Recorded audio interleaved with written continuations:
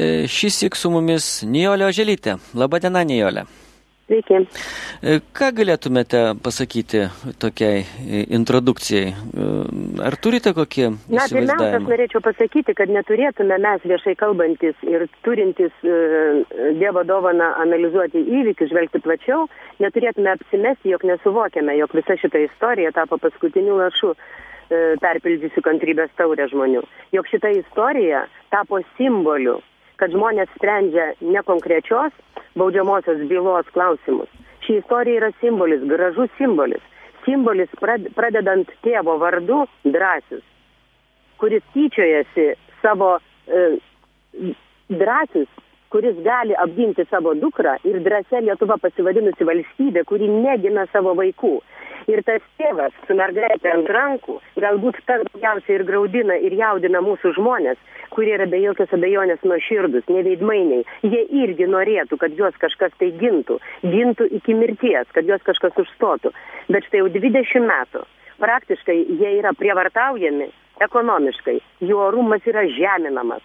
Jie yra niekinami. Ir aš visai nesutinku su ponu Matulevičiumi ir su jumis, Gina. Jūs baigėte savo praeitos pusvalandžio pokalbį tuo, kad žmonės turi būti protingi ir eiti į rinkimus ir kažką tai ten labai protingo rinkti. 20 metų žmonės rinko profesionalus.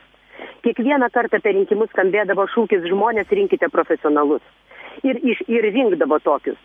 Tokius, kurie sėdi išvertę kojas mūsų nacionaliniai televizijai, teisininkų kagortą, kurie niekina žmonės, kurie profesionaliai visą valstybę privertė dirbti jiem. Ir tarkime, aš tik dabar šitos istorijos kontekste suprantu praeitų rinkimų rezultatą. Žmonės nori nuoširdumo. Taip, jie nemoka teisiškai suformuluoti, bet jie ir neturi mokėti. Jie sėja duoną, jie dirba tenai gamyklose, jie prekiauja. Čia visų tų, kurie apsišaukė valdžia reikalas, mokėti žmonėms suformuluoti. Ir kada jūs raginate žmonės priimti racionalius sprendimus, tu negali išdegintą širdim, negali sudegintų, susirgtų teisingumo jausmų, jokių racionalių sprendimų priimti. Žmonės taip pat klausia, va dabar internete skaičiau daug, ką daryti. Žmonės, jūs ir taip darote, ką reikia daryti. Jūs nesutinkate daugiau būti prievartaujami ir engiami, nes klano, aš nebijau to žodžio, pavyzdžiui, aš gal primityvi moteris, bet aš manau taip, kad mūsų valstybė yra užvaldęs teisininkų klanas. Aš manau, kad provokacinis teismo sprendimas, nesulaukus viso bylos pabaigos atiduoti mergaitę, aš vertinu tik tai kaip provokacija. Provokacija, jeigu norite, prieš prezidentę, nes buvo visiškai aišku, kad žmonės rieks prezidentę, kur tu atei gelbės. Nes paskutiniais metais tai yra vienintelis žmogus, kuris bent parodo interesą, kad jai rūpi tai, kas rūpi žmonėms. Ir kad bus apkeikta prezidentė, kad bus pavadinta bejėgė ir tokia pati galbūt šefuojanti pedofilų klaną, buvo akivaizdu. Aš manau, kad tai yra provokacija, kad tiesiog jinai apgalvota, žinant žmonių reakciją. Ką daryti, dabar tegul ta valdžia, jeigu dar yra tokia galvoja, ką daryti, bet aš manau, kad valdžios nėra. Iš to, ką pasakė ministras Šimašius šiandieną, aš suprantu, vargšas jaunas berniukas, ką jis begalėtų sakyti, kad žmonės turime teismo sprendimus vykdyti, bet jeigu visada neteisingi sprendimai, aš čia gindėvę neginu teisinio nihilizmo, būtų vykdomi visų, tai mes dar sėdėtume tarybų valdžioj. Negalima taip akivaizdžiai spjaudyti žmonėm akis. Ir negalima to vadinti gaivalu. Tai yra nuoširdumas. Žmonės kaip vaikai, jie nuoširdus, jie juos skriaudžia, jiems skauda, jie galų gale pradėjo šaukti. Jeigu jie žinotų, kad dar smulkiau, kas darosi ir valstybės tarnyboje, ir tarp tų profesionalų ratuose, kokie dalykai yra sprendžiami savanaudiškai, aš nežinau, kas būtų. Galbūt tikrai būtų ne vienas kėdys. Nedaug dievė, aišku, bet galbūt kiek nors susipurtis tie letargo miegantis viršui. Nes dabar kol kas žmonės gina tik tai tie, kurie neskęsta. Žinai, kaip gina sakydavo mūsų močiutės, toks yra grubus lietuviškas priežodis, kaip šūdas eketėjai.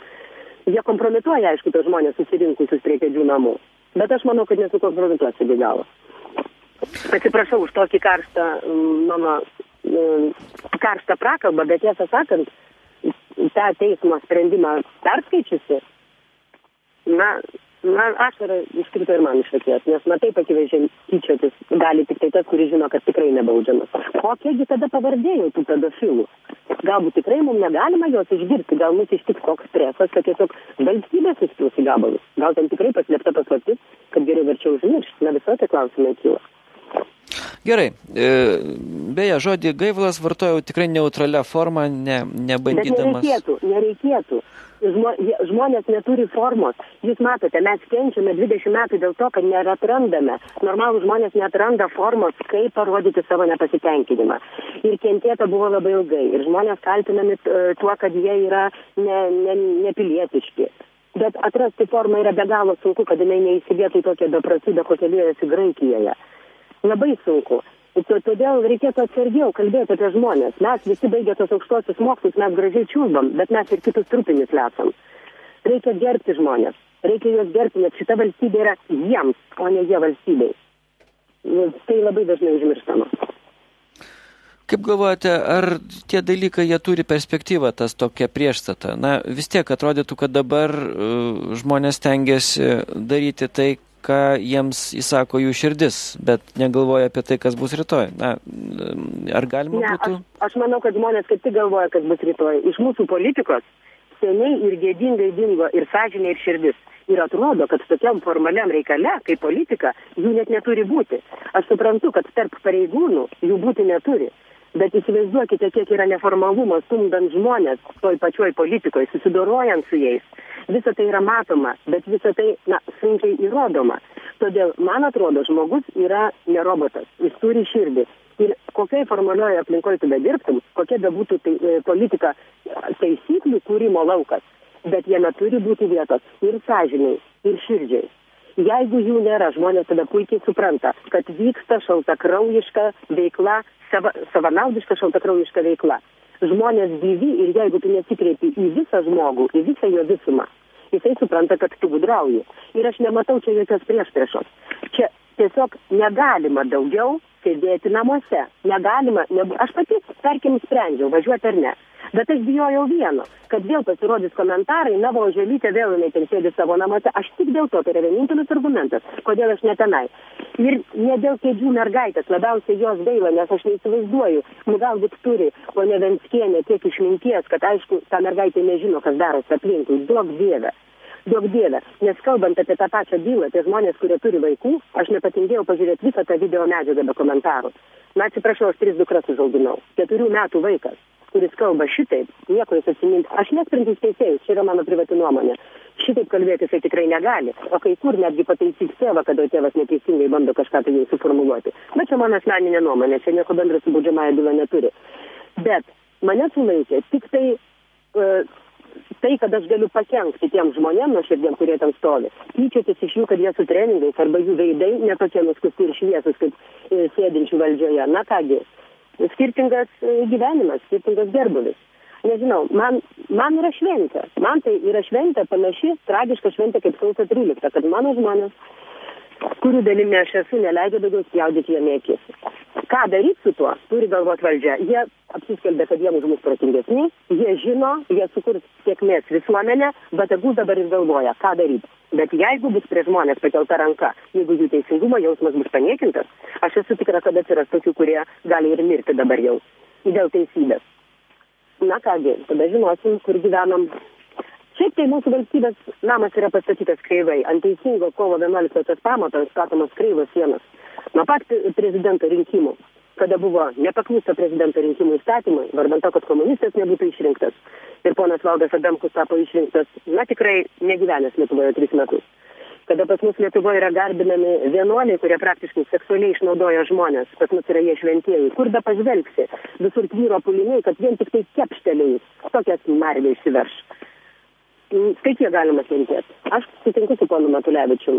Aš jaučiu širdies pakilimą, aš sveikinu, kad mes daugiau nebekenčiam. Taip.